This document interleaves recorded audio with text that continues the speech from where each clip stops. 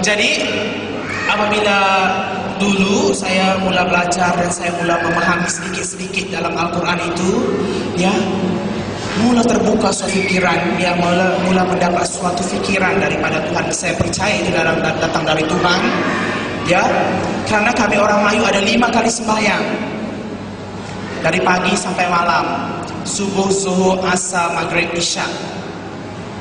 Dalam 5 kali sembahyang bacaannya sama saja. Dalam 5 kali sembahyang diambil dari buku pertama dalam Al-Quran, namanya surah Al-Fatihah. Malam hari ini kalau tak kenal Quran saya ada bawa. Ya, memang tak tahu baca, saya bacakan nanti.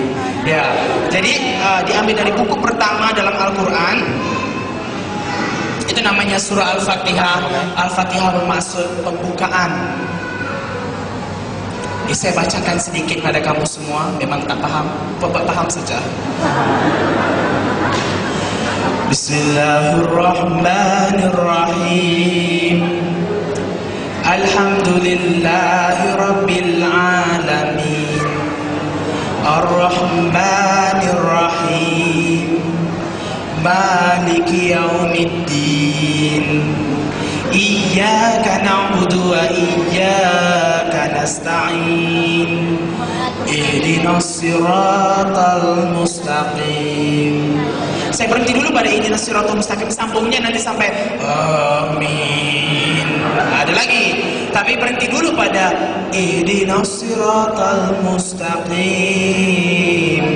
Maksudnya, tunjukkan kami jalan yang lurus. Tunjukkan kami jalan yang lurus. Jadi terbuka di pikiran saya itu waktu membaca ihdinas siratal mustaqim. Ya, kalau Nabi Muhammad 1400 tahun yang lalu membacakan ayat yang sama, samalah keadaannya macam saya sekarang. Saya base saya di Pontianak, saya seorang missionary, di base saya di Pontianak. Saya mau datang ke Pasar Kucing. Waktu saya mau datang ke pasar, saya tak tahu jalannya. Jadi saya bertemu dengan satu orang. Saya katakan, Pak Cik, bolehkah tunjukkan saya jalan ke Pasar Kucing? Berarti saya belum tahu jalan ke Kucing. Amin. Jadi terbuka di pikiran saya apa? Kalau Nabi Muhammad 1400 tahun yang lalu membacakan tunjukkan kami jalan yang lurus, berarti dia belum tahu jalan yang lurusnya. Belum ada suatu kepastian keselamatan dalam hidupnya. Jadi kalau nabinya tak tahu jalan yang lurus, gawat kita.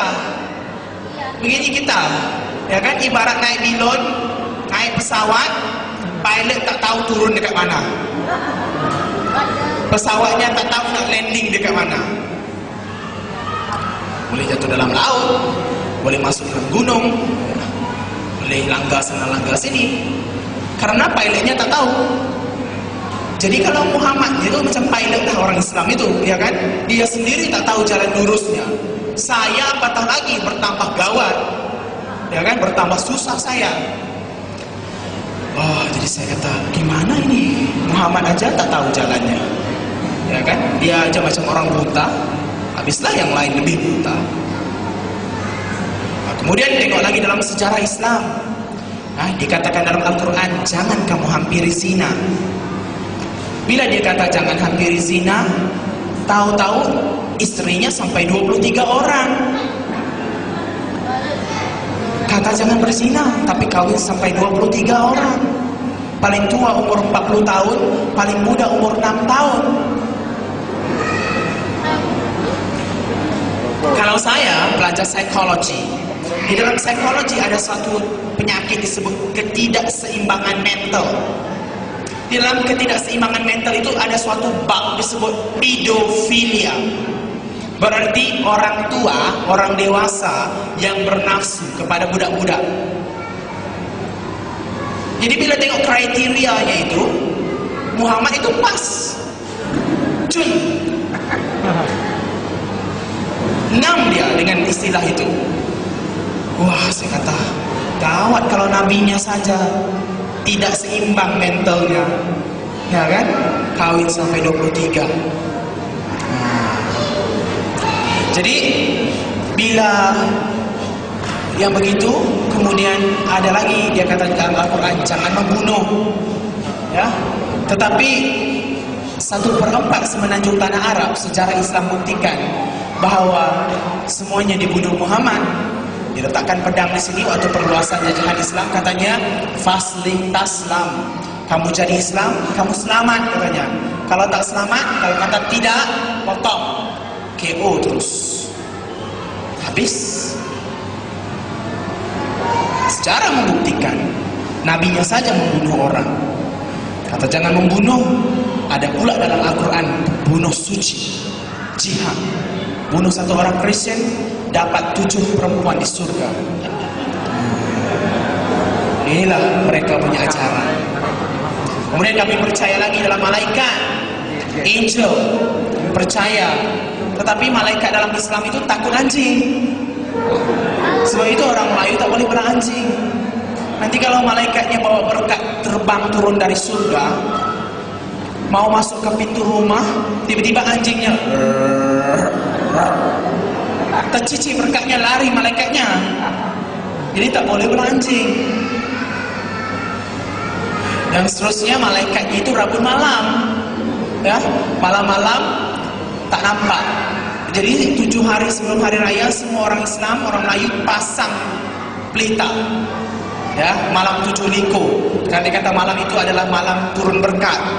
Di semua pasang pelita. Kalau tidak, tak ada lampu itu, malaikat salah mendarat nanti. Di berkat tak sampai, malaikatnya terlanggar tiang elektrik lah konon-konon itu. Jadi tak sampai berkatnya. Jadi banyak sangat yang pelik-pelik, yang aneh-aneh, ya, yang bodoh-bodoh, ya, yang diajar oleh orang-orang itu. Jadi bagaimana? Kemudian ada lagi dalam Islam lahir kembali, lahir baru. Ya, dalam Kristen ada reborn. Apabila kita percaya kepada Yesus, maka hidup kita dijadikan ciptaan yang baru, lahir kembali kita. Tetapi dalam Islam tidak ada reborn. Tidak ada istilah lahir kembali itu. Jadi Muhammad melihat orang sudah berdosa sampai 60 tahun, 50 tahun, 40 tahun jadi Islam, bagaimana nak ampun dosa balik? Oh, teringat dia lahir kembali. Tapi konsepnya berlain dengan konsep kita orang Kristen. Dibikinnya di Mekah satu batu hitam, diukir bentuk, maaf cakap, woman secret part, ya, alat sulit orang perempuan. Apa yang dibikin? Buat lubang, diukirlah persis gambarnya, sama gambarnya. Orangnya semua pergi masuk kepala dalam lubang itu. Waktu musim haji.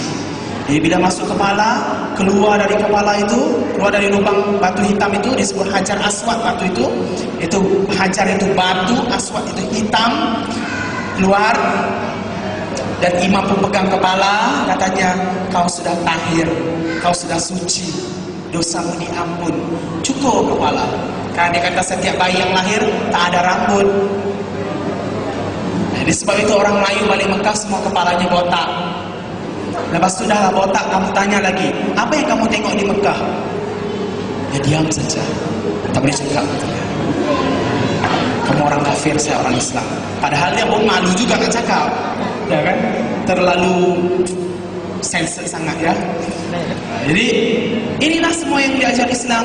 Ada lagi upacara melontar di Mekah. Menurut Islam di atas itu surga, di bawah itu neraka. Jadi ada tiang-tiang disebut jamrah, ya, ada 3 tiang jamrah itu digambarkan dengan setan. Maka mereka akan lontar batu ke tiang itu. Maka dia katakan semua batu itu akan jatuh terus ke neraka. Padahal apa yang Arab Saudi buat? Ditipu kerajaan Arab Saudi, diletak lori di bawah, ya kan? Bila batu itu dibalik, batu itu masuk dalam lori, lori penuh, lori jalan. Orang Islam pula kata apa? Semua batu kami sudah masuk ke dalam neraka, sebab itu dah tak bertimbun batunya, katanya. Padahal semua sudah ditipu. Nah inilah, ya, taktik politik, penipuan, ajaran-ajaran yang pelik-pelik dalam Islam. Kemudian Islam lagi percaya kepada jin. sampai satu